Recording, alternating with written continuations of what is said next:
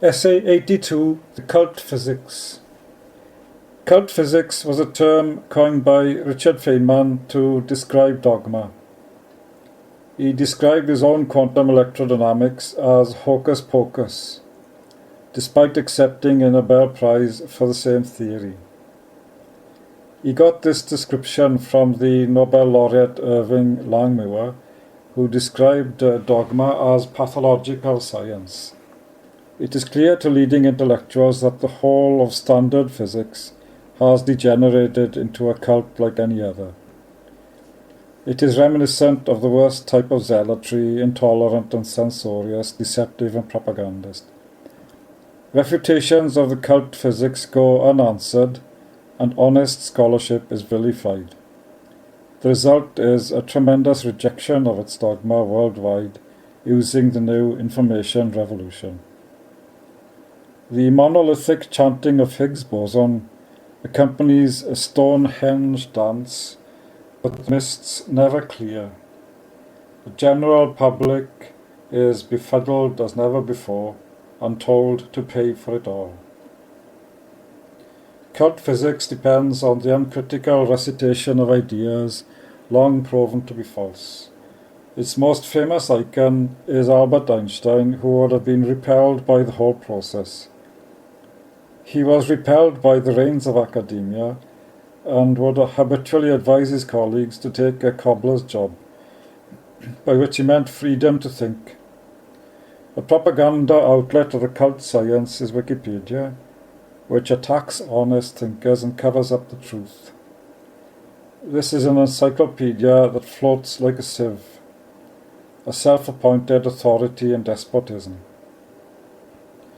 All the refutations of the Einsteinian General Relativity are well known throughout the world from listening to these essays, narrated by Robert Cheshire, Alex Hill and myself.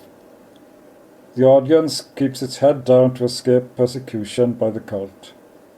Loss of funding, loss of jobs, automatic examination failure, but it is there, a large army hidden in the mists, created by vague ideas, a large army interested in the truth. It is very easy to see that general relativity is based on the wrong geometry. Its central field equation is simply wrong, so all its solutions are also wrong. This means that there was no Big Bang, no black holes. The latter was an unfortunate term coined by the usually eloquent John Wheeler, a sometime assistant of Einstein's. We are just told by the cult that a deep pit full of anthracite is a well-observed black hole. Big Bang was meant by Fred Hoyle to be a joke. And it is. It is a very expensive joke, and large prizes are given for this completely obsolete dogma, refuted many times by many people, in many ways. The cult physics has taken Einstein's advice in a way, and has cobbled together what it calls a unified field theory. In reality, this is a curve-fitting exercise with as many as 100 or more adjustable variables. This means that you could fit anything you like and believe in the cult. The currently fashionable but non-existent Higgs boson is the result of about 20 or more of these adjustables. This kind of cult physics asserts that there are many degenerate vacua, a term used to describe the minds of a general public, pounded into catatonic boredom by Wiki and the TV. In reality, these vacua came from solid-state physics a very long time ago, and Higgs did not originate the idea at all.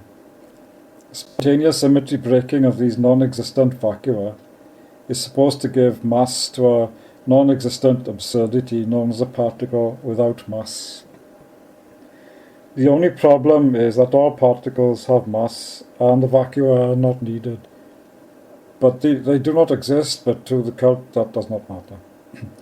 The Heisenberg uncertainty principle is a fantasy based on mathematics that no one in the real world understands. It has been demonstrated experimentally by the able Jose Croce and his group in the University of Lisbon, that it is wildly and totally wrong by many orders of magnitude.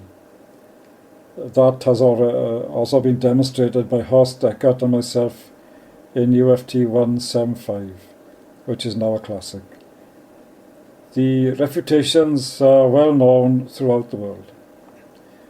The basic principles of particle physics have been shown in 158 to 170 and 244 to be wildly self-inconsistent. Again, these papers have made a huge impact, and the essays based on them have been heard all over the world repeatedly by millions, literally millions. This audience and readership is permanent and can read all about the refutations without revealing its identity to the thought police of the cult. If they did so, they would be persecuted, a cult like any other. So where has all the enlightenment gone in physics?